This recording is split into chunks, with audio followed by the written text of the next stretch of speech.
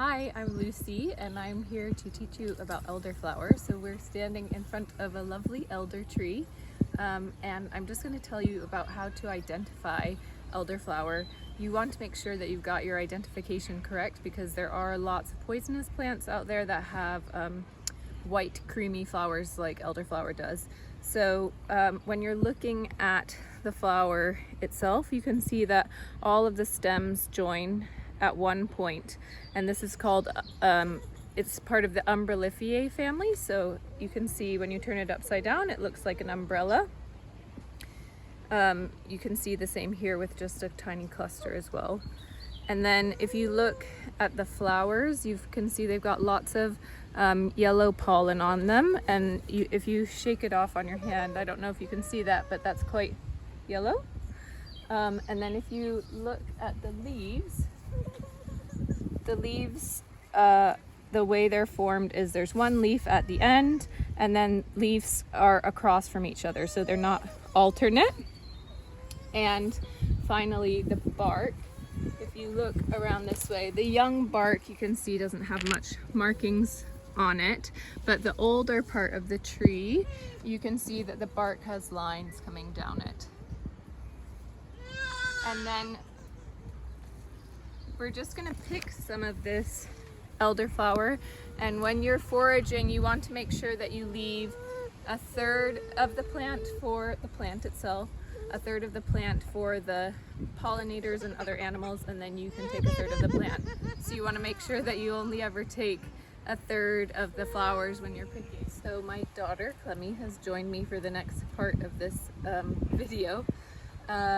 So there's old folklore around the elder tree, and there's an idea really when you're picking any plant that you should ask permission from the plant before you pick, but especially with elder. And the idea is that the elder is grandmother elder, so you should ask the elder tree before you pick any. And for the cordial that we're going to be making, we want to pick about 20 blooms. So you want to make sure that what you're picking is all in flower. So you can see this one's still lots of buds here. So you want to find one that's all in flower. I don't know if you can see that.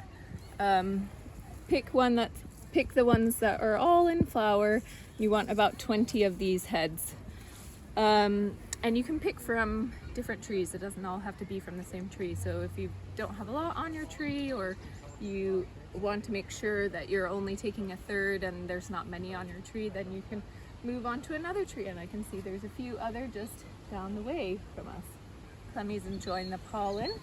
Oh, that's another thing about elder, it really smells. I'm sure you know that kind of distinctive smell of Elderflower Cordial, and you'll be able to smell it when you're looking out for it, because the pollen is, especially at this time of year, the pollen is just really lovely yellow and really scented. Now we've got our lovely basket of elderflower blooms, and we'll head to the kitchen to make some cordial with them. I'm going to show you a recipe from one of my favorite books. This is The Handmade Apothecary by Vicki Chown and Kim Walker, and we're going to be using their elderflower cordial recipe. It calls for 1 kilogram of unrefined sugar, 20 heads of elderflowers, 30 grams of citric acid, and you can get this in your chemist, and then the finely grated zest and juice of 2 lemons. So first of all, we're going to heat the water. This is 1.5 liters of water, and I'm just going to turn that on and heat it till it's boiling. While I'm doing that, I'm just going to take the flowers off the stems. The reason why we take the flowers off the stems is because the stems contain mildly toxic cyanoglycoside. This, if taken in large quantities, could induce vomiting, so we want to take the flowers off. It's very easy to do. You could use a fork to pull them off. I just pull them off with my fingers. So you can see here, now I have the flowers separated from the stem, and I'll just continue to do that while the water is boiling. The reason why we are making this lovely elderflower cordial today is because it's hay fever season, and elderflowers are very soothing to the upper respiratory tract. So we can make them into a cordial, or you could make them into something like a tea, which is much easier. So if you were going to make a tea, you would just, again, take the elderflowers off the stem and infuse them in boiling water. And I always like to put a cover on top of the cup just to keep the steam in, and then you can let it brew for about 10 minutes and drink it. You could also make them into lovely ice lollies. So you can just take an ice lolly mold and make a strong infusion, add a little bit of lemon and honey, and then freeze that in the freezer. So we are going to continue with the flowers. I've got my water boiling, and then I'll come back once I've got the flowers all prepared. So I made a simple syrup by boiling the water, and then once the water was boiled, I added the kilogram of sugar, and then I let this water boil for about half an hour. So I've got a nice thick syrup here. You can see it's quite dark because I used unrefined sugar. And now I'm just going to add everything else. So I've got my lovely elderflower here, which I'll add in. And then the citric acid, the lemon zest, and the juice of 2 lemons. And I'm just going to stir this all up. And then I will put the lid back on, and I'm going to leave it for 24 hours. And I'm going to stir it once or twice within that 24 hours.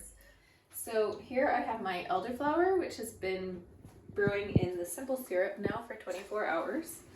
And I'm just going to take it and pour it from here into this pan. And I've got a strainer here, and then I've also got a muslin on the top just to catch all these little flowers. So we'll just take a little bit at a time and strain it through. As you can see, the muslin catches all the flowers and the syrup goes into the bottom. And I've sterilized a few of these bottles. You can sterilize them by putting them into the oven for 10 minutes at 160 degrees. And I'm just going to use this funnel to put the syrup into the bottles. So I've poured my syrup all through the muslin now. And I'm just going to take the muslin and squeeze it so that we get all of that nice syrup coming through.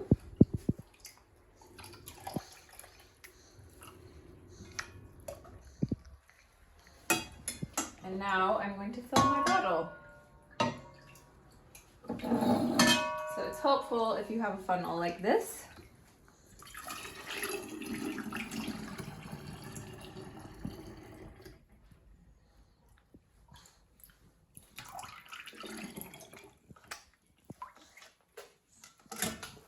And now I'm going to make sure that I label and date the bottle.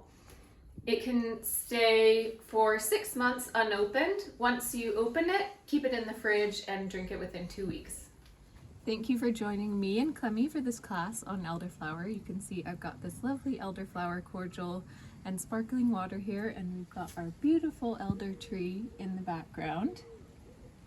Happy foraging!